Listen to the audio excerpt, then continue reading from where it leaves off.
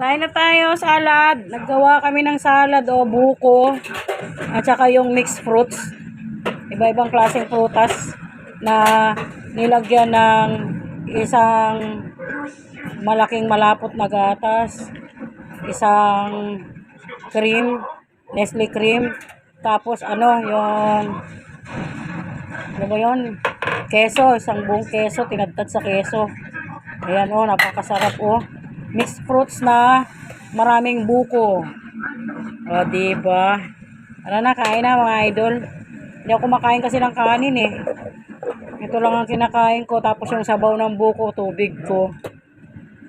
Sarap Ano na, game na. Susubo ko kayo. Napakaraming keso. Isang buong keso ang nilagay.